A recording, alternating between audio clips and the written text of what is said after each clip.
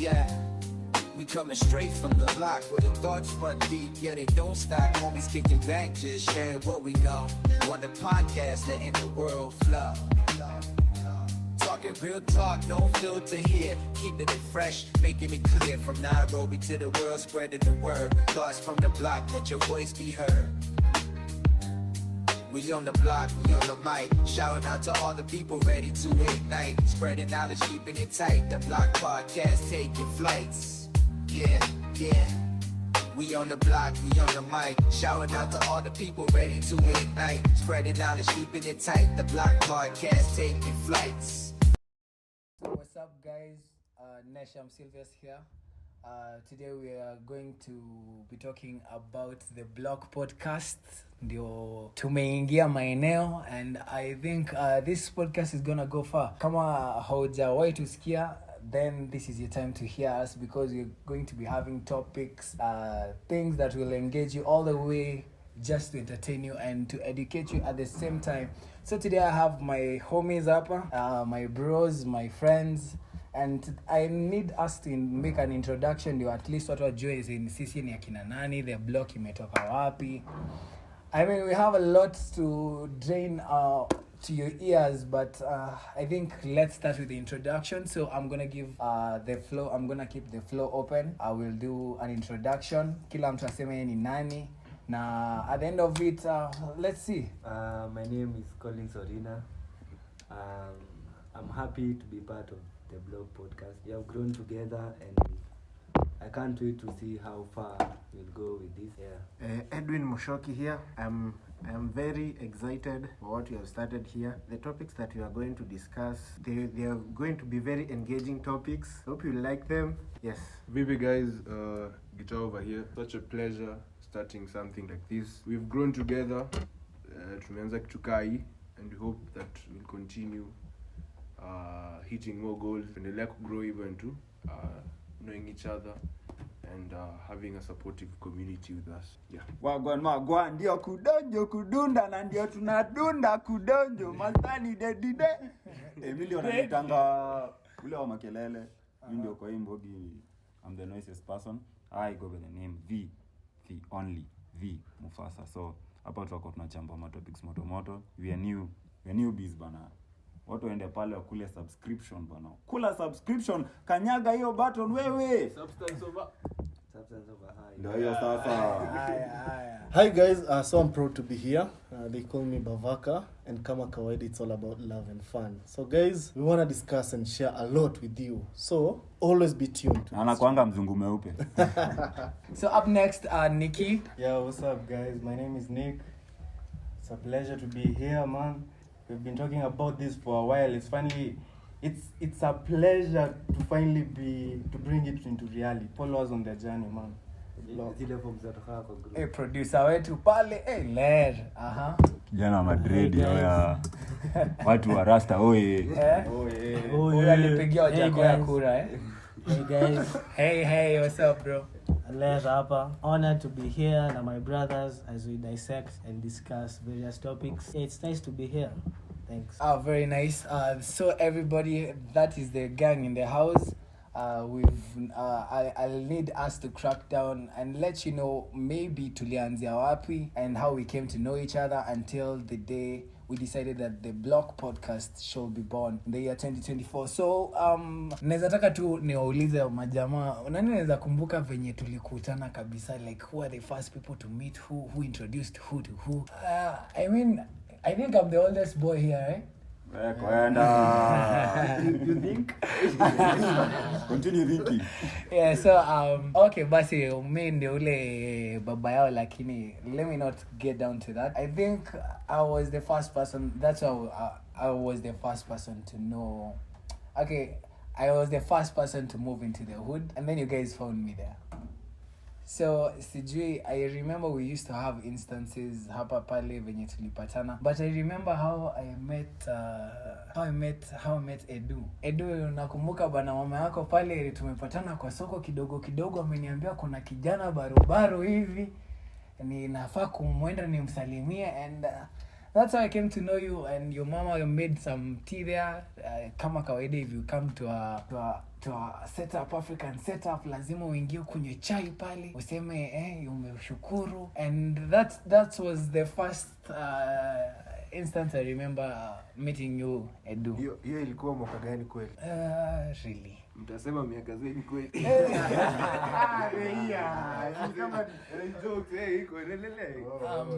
So yeah, I think kila mtu anapeana experience, nani alijua nani. Just try to recall how your first instance to the block was and where your affiliation came in. Kama mimi yenyewe ni kweli Nesham hapa mimi nilijua wa kwanza personally wakati hata kukua kunakaa watu wengi sana huko, people just used to graze livestock over there in the grass. There was no fences. The roads were bad. Kwa kitambo, I guess around 207 yeah, there. 206 nilikuwa nazaliwa. Nana ID kila time yeye ndio anafanya tunakataa kuingia place fulani. Ndio ndo anzalo to 7 yako 17 years. Ni kidogo hivi huyo azaliwa 29. Kijana light skin, niliwaambia. Kijana light skin ndio huyo. Bana sio danganye. Hapo your birthday mambo ya 29, we want to shout out also the leap year babies. Manze, I know it's hard for you guys to be having your sherehes but no, we still love you as the block. Up next, Kim, how do you recall your first days in the block? I feel like nilijuana na most of my homies here through Edwin, because me kama mdogo wake, as in mi sikuwa natoka sana, so akichomoka, as in mimi niko nimebaki kwa nyumba, siwezi kubali, so nikiona amechomoka hadi mimi namfuata hivyo. So kuna time hadi alikuwa anajipea head start, kuna kamlima fulani alikuwa anapanda, so just kuna age gap, so mimi nilikuwa mdogo, so alikuwa afiki mlima anakimbia, as in by the time nafiki huko na mlima yasha ako huko juu, na ni kama alikuwa anajua, because why will he run? Anajua huko nyuma yake, anajua kijana msumbufu hapa, so inabidi tu nimebaki hapo chini, naanza kulia, narudi tu nyumbani, but eventually, you know, as time grows you cleave most of your behaviors, and eventually to evolve into such a good group. Yeah. Ulijua tu. Anapiga mawe hapo kwa studio. Yeah, so Orina, I don't really recall when nilijuana na watu. Vijana tafadhali tuache miadarati. This guy the other day was telling me at amesahau sijui nini kwa duka, now today can't recall. What's going on, Orina? Tell us. Lakini I feel like mimi nilijuana na most of us through football. Hizo ma five side za huko S2. Tulikuwa friends na here now. Mind you, your first game that uliai kujanga na ball, ulikuja na ball yako na kidogo ukatae tucheze nayo. Sijui kama nataka ni dig deep into hapo juu. I have some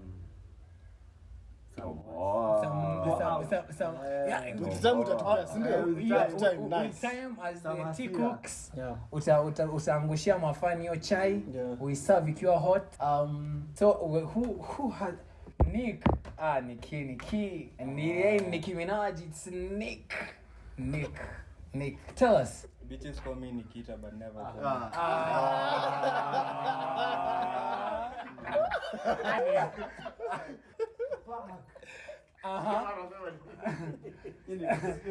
Hey, my back up big time. So Nikki, I'm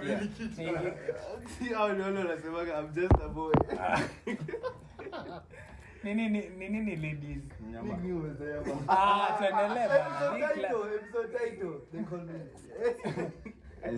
Bitches call me. Nikki? Okay, watu wengi hapa wakumbuke hata venye tulikutana nao. Nani? Wa kwanza niko na story mbili. Watu wengi hapa nakumbuka nilikutana nao through my sister. Wawili hapa. Wengine ni through my mom. Wa kwanza ni through my mom, Kim. Kim alikuwa amegonjeka mazee akuwa mtoi, tukaenda kumtembelea. 911 bana. Usiku kwanza. Hata sikumbuki. Haiwezi kumbuka. And mind you, hizo siku ndio mtu aende kuvisit mtu usiku, lazima you have been someone so close because you can just walk from your house na hakuna fence at ya stima ya KWS and you just bump to a elephant, into an elephant.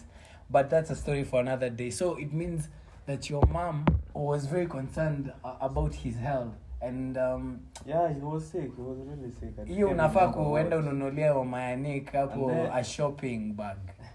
Proper. And then hapo ndio nikajua Edu. Ndio huyu akani-invite siku moja tucheze nini? PS ilikuwa kwa desktop. Oh, hata hata kuko na mtu alikuwa na PS bado. Orina alikuwa na Orina ndio ilikuwa city boy huko kwa kijiji hiyo time. Mimi nilikuwa kusema hiyo time yani hiyo time nilikuwa najua madem. Sasa tukitokea hivi usikie tu mtu ati yako kwa kinakolo, you know, ni kijana wa PS2. Pale unangojea ati game ina load, ukianza tu kusikia tu wako kwa sauti, ukiona red, mnajua it is what it is. Tulikuwa tunaenda kwa kuacha dimu tape record. Sisi sasa tulikuwa tunacha Mike akienda kucheza PS, we used to do hizi games za desktop ati Street Fighter, NFS2 sijui NFS2 ile ya rally. Wacha mimi naongelea kina Road Rush, ule unapiga mtu teke hivi na anyway, that was back in the games. They were like very dope games back then. Hizi siku bwana childhood kidogo imekuwa ngori. So that's up the introduction is done, and I think kila mtu we should like really refresh and check out bwana acha nijiintroduce bana. Mimi hata amjui vitu zangu. First of all, kwanza unaongelesha Tarzan. Watu hawanijui. Tarzan. Watu hawanijui. Mimi wacha niwaambie, mimi kelele yangu aiambia yangu. Hiyo ni kitu yangu ya kwanza. Kitu ya pili ni kuna vitu mingi sasa amjui. We grew up in Milimani na kuna wase tulikuwa tunajiona nao. So when I came back kwa estate, na nyinyi wote mention estate, ilikuwa inaitwa Kenyari. Kenyari iko opposite Meru Technical Polytechnic. Sasa hii inaitwa National Polytechnic also. So kama hamjai kumbuka, mimi nilikuwa nacheza games kwa kina Edu. Nilikuwa naamka kwao naenda 6:30 msee. Yaani mimi niko pale na GTA kuwa tu watu. And unajua you had that privilege kwa sababu your mom is a doc. So anarauka mapema. And he knows mother arudi bana. So wewe ni wewe na wazazi wa kina Edu back to back. Mimi actually my aunt used to alikuwa na wakuko, like alikuwa na do kuchinja kuku, alikuwa na makuku by the road, alikuwa state. Ndio alikuwa the poultry suppliers bana. Alafu kisikia kienyeji kwa kina Edu. Alafu kulikuwa na ubo anaitwa Brian alikuwa neighbor ya huyu, nilikuwa pia naenda kwa kucheza Road Rush. Kale ka computer pale kwa kona mezani pale sebuleni. Hapo na nyumbani. Nilikuwa naamka kwa nyumba za wenyewe. And then atalikuwa nini? Nilikuwa kuota kidogo ni nayo bwana Kiingereza babaka bwana squatter. So nilikuwa naendanga house hopping, then ndio tukaanza kujiona na wasi ndio tukaanza I guess hata tujafika place tulikuwa tunaanza kucheza football bado tulikuwa wachanga, tulikuwa tunacheza gun exactly. Police and robber kulikuwa na fence, so ikifika 3 hivi tunaanza kukuzana na miti kama tunashutiana. So the soundtracks manzi. Very nice. So that same wewe unasema wewe ulikuwa wewe ndio the alarm clock bana kwa mshawatu asubuhi pale mimi kengele bro kidogo ni until now you can see bado niko na kelele tu yani ilikuwa mpaka unajua kuna wale watu walikuwa unasikianga gate, wale walikuwa na gate hizo enzi, because I remember we used to even have livestock nini. Kama ulikuwa na gate unasikia gate yako inapigwa sijui saa 1, it was a warning. Naambua na nisikuone na wale vijana leo, usitoke kama hujamaliza home. That was the bell for warnings. Lunch kula nje, my friend, that was the thing in those days. But sisi ni nani? Then there is Bavaka story yako bwana. Kwanza ni lost sheep. Kwanza ni lost sheep. Wacheni niongee. Mwana mpotevu. I guess we ndo the newest boy kwa hiyo estate. Baby boy, biggest kid. Yeah? And that's why wananitanga newest kid in the block. Hapana, mbona wacha niongee. It's about to go down. Wacha niongee. Anyway guys, yeah, so I'm new and nilienjoy sana kukaa hapo kwa hiyo store. It was so fun. Mimi sikuwa napatanga hiyo time ya kutoka sana. Nilikuwa nimeweka ukuta ingine hapo manzana nikipenya hivi. But the first kid nilijua ni Orina because tulikuwa tuna interrupt kidogo nini nikienda shule tunaongea kidogo ameniita futa. And that's how I became like known kwa hiyo estate, nikaanza kujuana na hao wengine. And it was so nice by the guys kuwajua sana. Yeah. Very nice. I remember when I first met you kidogo hivi nilikuwa na shangaa tutaanzia wapi cause nikipata kijana ako na kanzu, nikipata kijana ako busy serious boy. But I want we do a quick fire on who do we think was the most behaved amongst us. Ule mwenye alikuwa like on check. Sini mimi.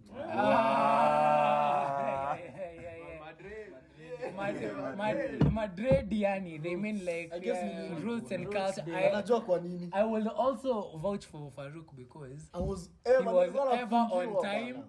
And yani I remember tukicheza pale ball kwa hiyo, and then this guy will just be like uncompromising when it comes to time.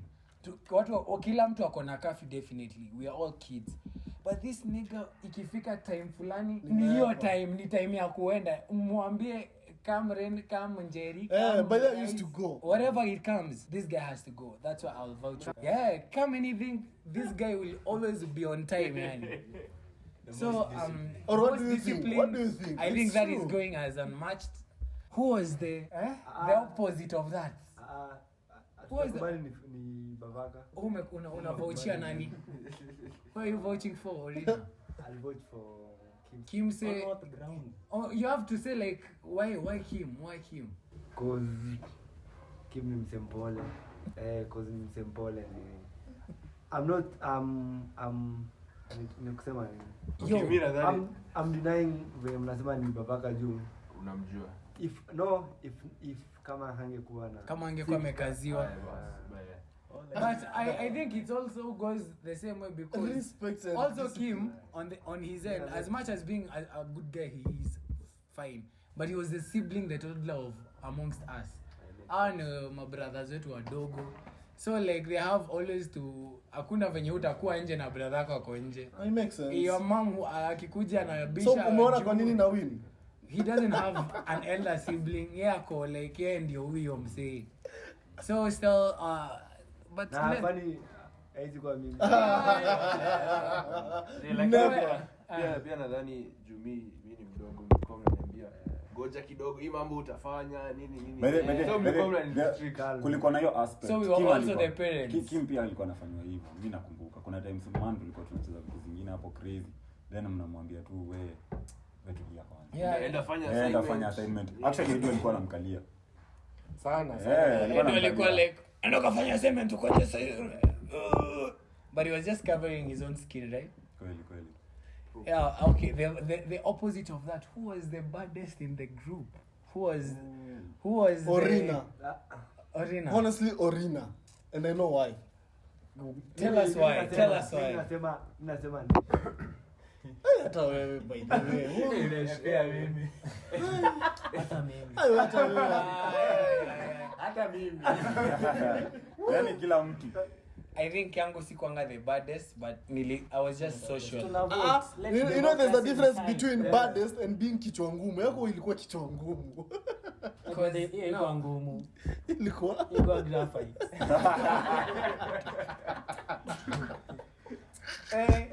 I think now we'll have to jump into another issue because I'm feeling already so attacked, and we'll with time we'll always be telling you maybe we'll have one or two snippets of why people are thinking this or that is the person who deserves to be the baddest or the best among our group. So I will also jump into school life because I remember we used to hate school so bad, especially kama ulikuwa boarding. I remember we always had meetups that were prior the day that we are about to have opening days, and there used to be some memories there. So about school life, I think I'll open it up to just an open discussion on when or what do you think were the toughest school times, or what is your memory of school life?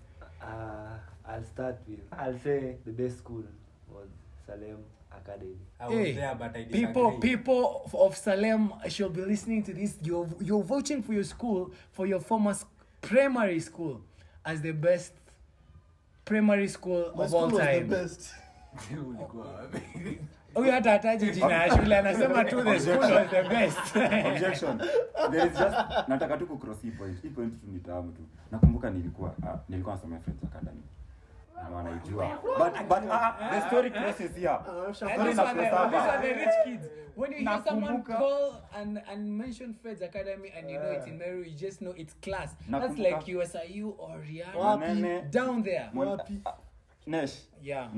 Nesh alikuwa anaingia. Wacha tu nichome tafadhali mniruhusu tu. Nesh unaingililia aje kwa dirisha ya basi minus academy aje unaingia aje.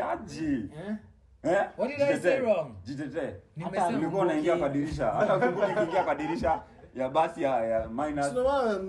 Minus, you see, minus was a private school, but it used to be, sisi tulikuwa pale chini. You guys were like minus the money. Minus the money. I mean, sisi tulikuwa wale wase. Okay, yes, shule inatambulika, but we are not poor, we are not rich, we are just there in the middle class. But people thought like we are rich. Don't evade the question. Why enter in a bus? Because I was just being a boy. Unaweza imagine ati guys being a boy. Wewe shule yako guys mnaweza ingia kwa bus. There are things that if you don't do, basi childhood yako ulifanya nini? It's like asking me, did you roll a tire? Did you play with mud? Yeah. Kwanza mimi nakumbuka this time homeworks zangu nilikuwa nafanya tukingojea bus hapo kwa gate. In the morning in the estate there used to be this mathematics. We used to be the scholars. So what used to happen kwa gate, your gate, the main gate of the estate, what used to happen every 5 to 6 in the morning, we used to be there waiting for our school buses. Since school buses in our place, school buses bwana inaenda kilomita mingi, ni kama itatoka Kitengela iingie before 8 am hits, hiyo basi inafaa kuwa imefanya trip kadhaa. So what does that mean?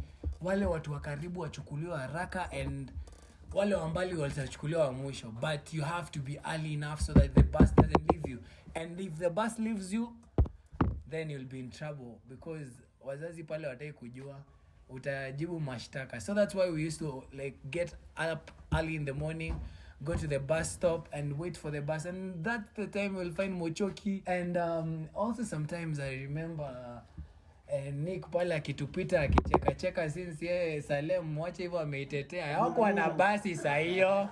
That time Salem used to be using a Subaru. Sasa yeye ana opportunity ya kufanya assignment kwa sababu amebebwa na mzazi hadi shule bana. Mpaka shule. So that's where the education started, and look at us now. All finished, tumemaliza kampuni nini. But some people here really started boarding really early. Sasa hiyo kitu ya kuingia boarding, that is where I think what are your high school memories zile mnasikia, not high school, boarding in primary? Yeah, boarding in primary that made you feel like I missed the estate, I missed the block. To be honest, I used to hear stories about these guys in boarding in primary. Even our friend when alienda mixed used to tell us them stories. I was jealous. These people used to have fun. No, I remember there's a mutual friend we have with Nick, and there's one thing that has already contradicted this podcast about Salem Academy. Him and Orina have school both in Salem, but it's like water and oil. Moja anasema Salem was the worst, another one is saying Salem was the best. So we'll have to take a vote away from the two of them according to how we know the school na vitu tumesikia na hizo vitu zote. So we have like to rank it. Do we feel that Salem was one of the best schools? Kim, no, you former alumni. Nyatoki stories zenu. No. We'll come back to you at the end of the votes. Let's go, Kim. Me I feel like Salem, to be fair, ilikuwa shule iko down. We compare shule zingine zilizokuwa around ile gani. Consolata. Tulikuwa na Consolata, tulikuwa na Friends. Madem peke yake mimi. Hadi madem walikuwa chini. But fine. That is his opinion. We're going to go everybody's opinion, and then we see at the end of it where does the votes lie. Yeah, so I think, but obviously it about for your school, but generally Salem ilikuwa chini, to be fair. Lakini niko na swali. Mbona muongelee shule yangu? We'll get back to that, but right now I just want us to put these votes on tie, or we need to know ukweli kwa wapi, because we need to get this settlement done. But I'll tell you something. So about Salem and Consolata. What do you think about Salem? Consolata ilikuwa na madem. Amen. Thank you. In contrast to Salem, you feel like wewe hauwezi pigia Salem 2018, 2015, 2016. Sasa watoto Gemini, you know this is Gen Z. We have to also incorporate their views, but I need you guys to flow with me.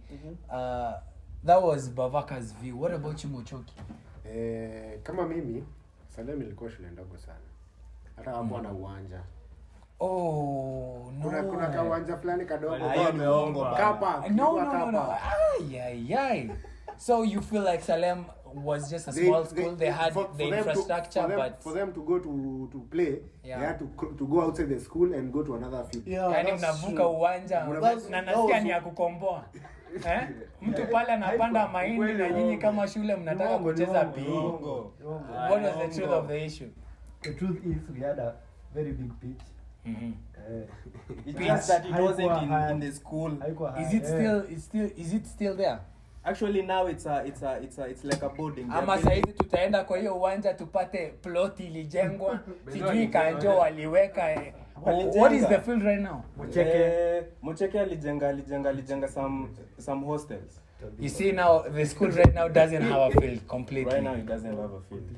Okay. So according to that I feel like it's like almost 50-50, but 60% it wasn't really the top schools, but I know Salem is one of the schools with best infrastructure, and it's a good school. But in terms of hapo kwa uwanja, kwa curriculum activities, etc, I think they need to style up. Sasa nakataa kusema kitu moja. Ile uniform ilikuwa kama ya prison. Yeah, I do remember actually their uniform was... Ukiona mtu jioni anakaa kama ametoka. Hauwezi confuse mtu wa Salem. Salem uniform yao.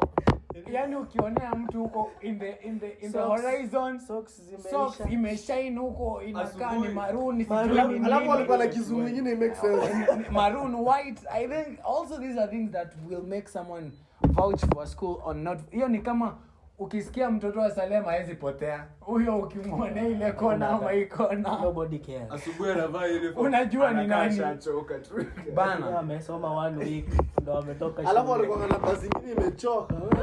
Ile UAD ama ilikuwa inaitwa UD Misal. But in my case Salem. But you guys haven't talked about my school. So let's go down to this school of... Let's talk about Bavaka school, because I mean he's talked about it so my bad. School was my school. We need to know what school you're in. School. The school opposite Salem. The school opposite Salem. No. This no. I think the one now I think in terms of uniform I will gladly support Salem Academy, because their uniform is something else. Gitoro. Do you know Gitoro used to be opposite us, and those guys... You don't have to mention the name. They used to eat fruit in our farm more than we used to eat the fruit ourselves. Is that yani unakuta wao wamekula avocado, maembe. But you guys, you don't know what we used to enjoy, yeah? Okay, tell us. There's something called, it was called, what was the name of that area? We had our own swimming pool. We have made it for ourselves. That is the river. We had the swimming pool. when you're bored, you could go there, swim, and you get back to class. I remember one time there used to be you see when schools kuna there's this That was thing we better than interacted Salem, with, right? Yeah. 100%. we had an interaction with your teachers.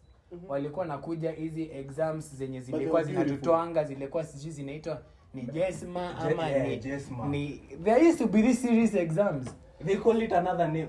Sijui ya hiyo area yenu tu, hizo shule ziko hapo mnafanya hiyo exam. And so what the teachers do, our teachers will go to another school, their teachers will come to ours as a way of interaction through invigilation. So this time round I remember mwalimu wa Gitoro ako shule yetu ametupatia a whole speech on how to become better, tufanye sijui nini, you know. And little did we know on that day, the last day we did that paper, mwalimu akasema ati hiyo toki yake ya mwisho hataki kutupatia kwa class, tuende nje. Tell me why the teacher becomes on duty in our school. Ameona mtu akitoro amepita hapo anamuita by name. Oya Kamau, can you come again? And we wondering what's happening? Huyu ni nani? Kidogo it is Babaka's school. We came to realize later, school does not matter. How many aje? School sucks. It doesn't matter. At the end of it all, we are still here together. They lie to you, they'll give. Yani adulting venye imeweka watu kwa ukweli. Wachane kumislead watoto. School is good, kids. Stay in school. Stay in school. Yeah, That's a lie. That's a fucking lie. Stay in school. Kids. No, school is good. No, school ain't But make sure you don't become learned. You become educated. So, on education on primary school, seems that we have a kind of tie on whether boarding life was better when you know you can't see your folks, you can't see nobody until halftime is there, or when you had to be a day scholar and made sure that you had to be in class or in school before the teacher on duty. Pale ni pale mwalimu anapata ati ameingia kwa gate mbele yako na mmeingianisha, but you will always still be late. And those are things that you are going to face in African school setup. So talking about education finally on high school life, how do you think it has impacted you to become closer or further towards the block? Orina. Venye tunajua, like we went to high school at different times. So what I can say ni we learn from like me personally, I learned some things from my homies who went to high school before me. Then I later found them, like we were in high school like 2 forms before they moved out. Yeah. So ni story gani watu walikuwa nakwambia when in Raimako we come back home and you're like, hey bro, ulikuwa okay, you know, I know there's a transition between high school and primary when you're becoming a man in the society, when you've undergone initiation. When you've undergone initiation and ukuna ile freedom, unaona jamaa washakuwa free. What was your picture when us, the elder guys, as your homies, we went to high school earlier than you did? What were some of those things that you were like, these are lessons, these were takes, and these were some of the things I saw and would have loved to become like my older homies? The first thing the freedom part of being away from your parents, which I later came to find out, like haikuwa hivyo. I thought like nitapata a lot of freedom, but haikuwa hivyo. The other thing I got from my homies about high school before I joined, about mafanki nini, magaldem nini, going out of school, like interact with and make friends with other people from other schools.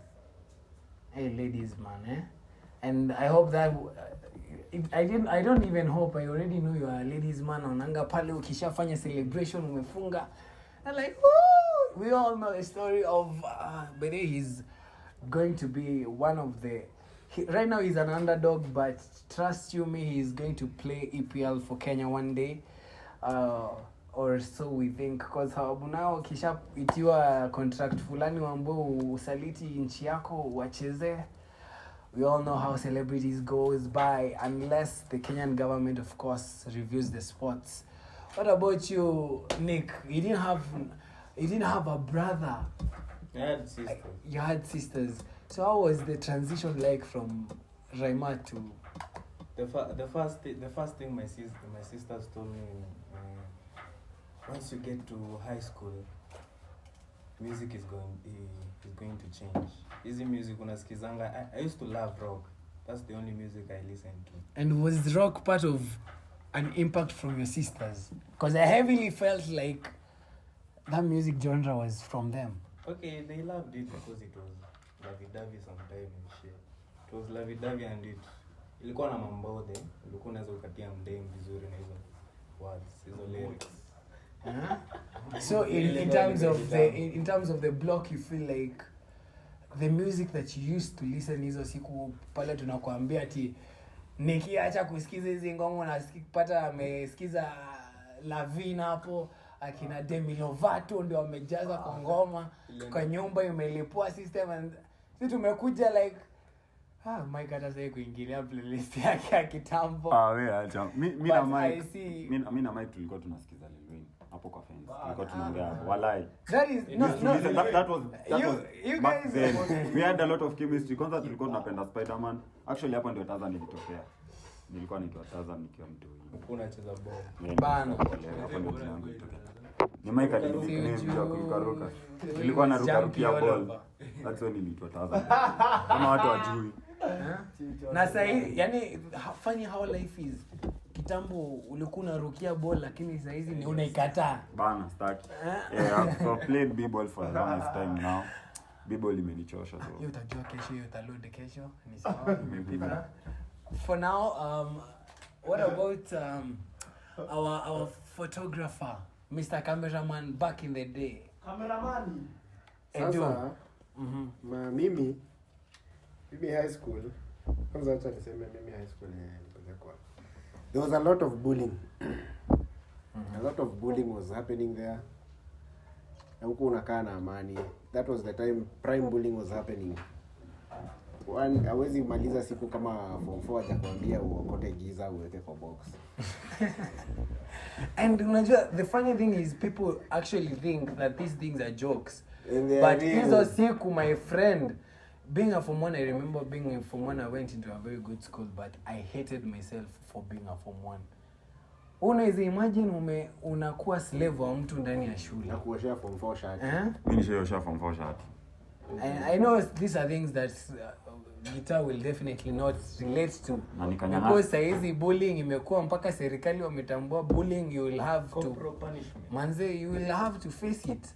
So I think for myself, Farouk, how do you find the transition between the block and you, a transition towards moving from Raima to high school? Mine was hard, honestly. I guess mimi nimepitia most challenging life in high school because I can't imagine nilikuwa naenda home napata stress, nikifika shule ni stress, so I was torn in between ni wapi naweza survive. Mimi nakumbuka nikiingia high school first day paka mamoda wananiuliza ni aje bado uko organized, hawajui kumbe mimi hata nimetoroka home. Wanasema you look organized, kwani ulikuwa shule nyingine before hii?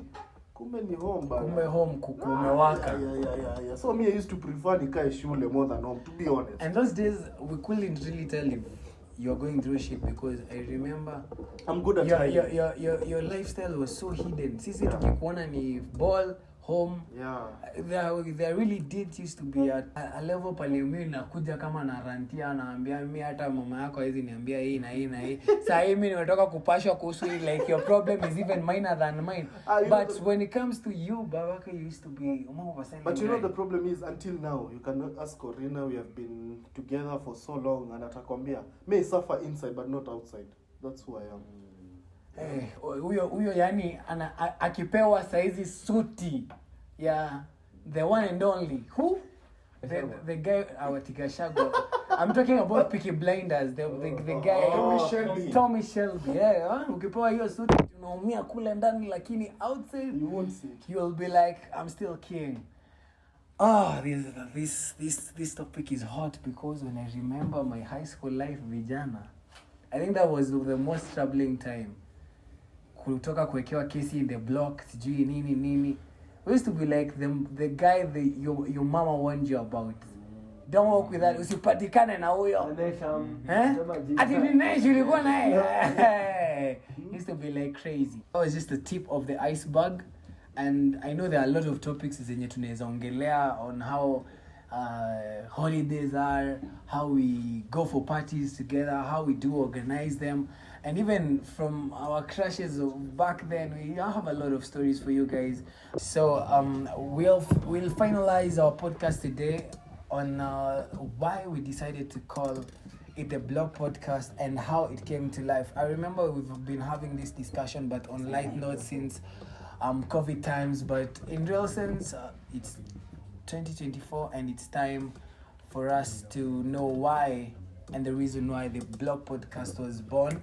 And I think we're gonna give Mwangi, I think this idea is best suited for you to tell us kwa nini mmekuwa mkipush na Larry kitu like hii mwaka so bad until it had to happen.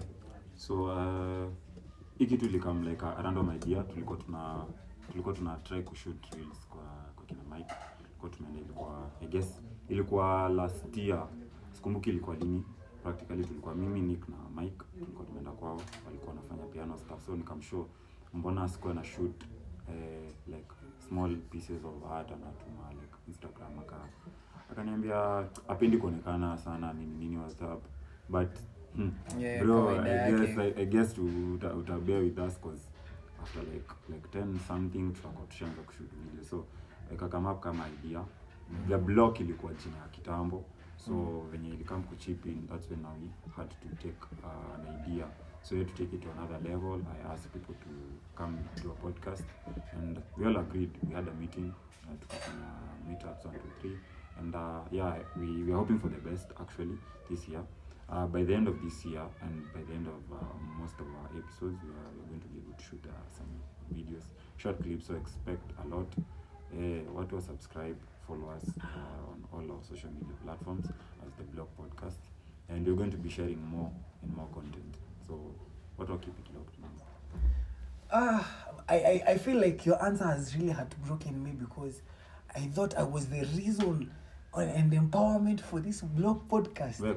Kwa sababu I remember when we started doing Easy V2, you guys were the guys when we started shooting content for LG. Yeah, true. Nah, those were the days when even content creation may hit, like true. It was like the new thing in town, and you guys hapo ndio watu wakina Bavaka walianza. Nyi wote mlikuja mkanishika mkono tukadui. It wasn't my project, it was the Blog project. True. And it's ended up being something that we've benefited for a while, working with LG Electronics, and right now we as the Block, I feel we have so much exposure juu tumefanya vitu kadhaa pamoja, and this idea that you've brought, I love it because I'm more of a procrastinator, which is really something that I decided this year is not going to happen.